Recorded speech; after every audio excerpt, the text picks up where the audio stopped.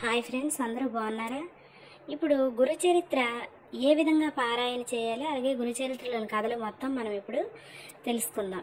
శ్రీ గురుచరిత్ర పారాయణ పద్ధతి. గురుచరిత్ర పారాయణను కులమత ప్రసక్తి లేకుండా అందరూ చేసుకోవచ్చు.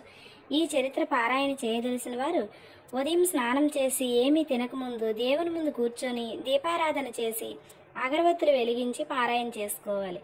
కాఫీ, పాలు మొదలైన ద్రవ పదార్థాలు తీసుకోవచ్చు. ఉదయం పారాయణ చేసుకోవటానికి అవకాశం లేని వారు సాయంత్రం స్నానం చేసి పారాయణ చేసుకోవచ్చు.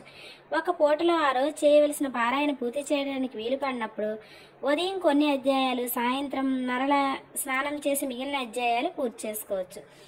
ఉదయం పారాయణ చేసుకోవటానికి ఏమాత్రం వీలు పడిన వారు సాయంత్రం కానీ రాత్రిపూట కానీ స్నానం చేసి భోజనం చేయకముందు పారాయణ చేయవచ్చు.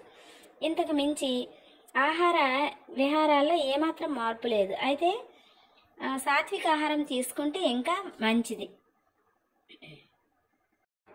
ఒక్కరోజులో గ్రంథం మొత్తం పారాయణ చేయాలనుకునేవారు పండ్లు తీసుకోవచ్చు. పాలు, పండ్లు వంటి ద్రవ పదార్థాలు కూడా తీసుకోవచ్చు.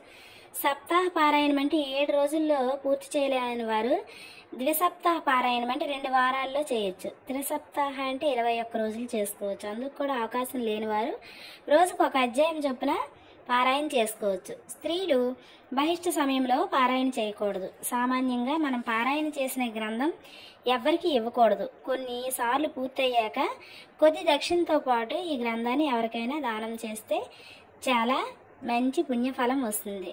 స్నానానికి కూడా అవకాశం లేనప్పుడు, ఆరోగ్యం సరిగ్గా లేనప్పుడు క్రింది మంత్రాన్ని చదువుకోవాలి.